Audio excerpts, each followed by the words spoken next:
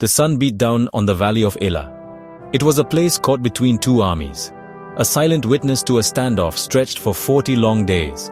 On one side, the soldiers of Israel, polished shields catching the harsh light, spear tips flashing in the sun, but their hearts were heavy with fear. Across the dusty expanse, the Philistine camp. From their camp, a shadow emerged each morning, and each evening. That shadow had a name, Goliath. More than a man, a mountain of muscle and bronze, a spectacle of intimidation. He stood over 9 feet tall, a colossus. When he walked, the ground seemed to vibrate. His voice, not a shout, but a roar. It echoed off the hills and burrowed into their souls. For 40 days the shadow fell over them, draining hope. Even King Saul, the tallest and most kingly of all the Israelites, was paralyzed by fear. The entire army was held hostage by one man's shadow. While an army trembled, a young boy was making his way from the quiet pastures of Bethlehem. His name was David. He was the youngest of 8 sons, a shepherd whose daily companions were sheep. His biggest battles were against the occasional lion, bear. He was on an errand for his father, Jesse, sent to bring roasted grain and loaves of bread to his 3 older brothers.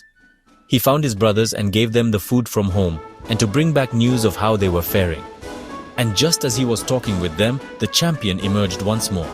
David watched, his eyes wide, as the giant began his daily ritual of insult and defiance.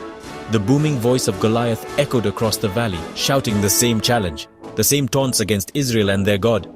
David listened, and something inside him stirred. It was not fear, it was a righteous anger, a holy indignation. Why have you come down here?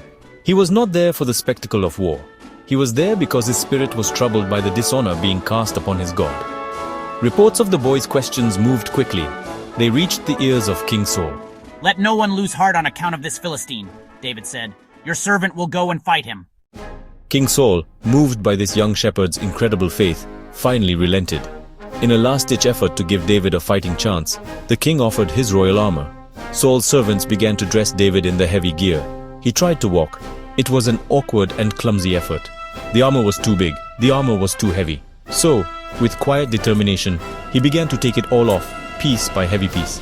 He stood once more as he had arrived, a simple shepherd in a simple tunic. He chose to face the greatest warrior with only what he knew and trusted. He walked toward the brook that trickled through the valley floor. He bent down, his eyes scanning the smooth, water-worn rocks in the stream bed. He carefully selected 5 smooth stones. Not 1, but 5. This wasn't a sign of doubt, but of preparation. He placed the stones into his shepherd's bag. Now, it held the ammunition for a battle that would decide the fate of a nation. He had spent countless hours in the pastures, practicing, honing his skill. He could hit a moving target from a great distance with incredible accuracy and force. A stone from a powerful sling could travel at over 100 miles per hour, hitting with the impact of a bullet. What the army saw as a boy with a toy, David knew to be a precision instrument of immense power. And more than that, he knew it was an instrument in the hands of his God. With his 5 smooth stones in his bag and his sling in hand, David started his walk.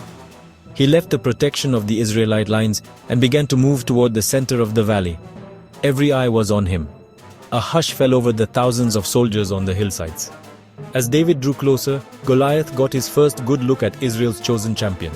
He saw not a mighty warrior, but a boy, ruddy and with a fine appearance.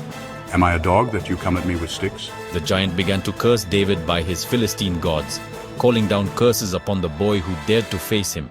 "You come against me with sword and spear and javelin," David shouted back. "But I come against you in the name of the Lord Almighty, the God of the armies of Israel, whom you have defied." He ran quickly toward the battle line to meet him. While running, David reached into his shepherd's bag. His hand closed around one of the 5 smooth stones. The sling was already in motion, his arm a blur as he began to whirl it over his head. He swung the sling faster and faster, building momentum, building velocity. At the perfect moment, with perfect timing and perfect aim, David released one side of the sling. The stone shot forth, a blur of grey against the sky. It flew straight and true, guided by a shepherd's skill, guided by the hand of the Almighty. The stone struck Goliath squarely on the forehead. The force was so great that the stone sank into the giant's brow. The silence that followed the giant's fall was deafening. For a moment, no one moved, no one cheered. David, not wasting a second, ran to the fallen Philistine.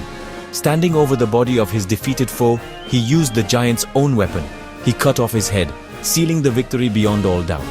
When the Philistines saw that their hero was dead, their courage shattered completely. They turned and fled. The Israelites, their fear replaced by a sudden surge of victorious adrenaline, let out a mighty roar and charged after them.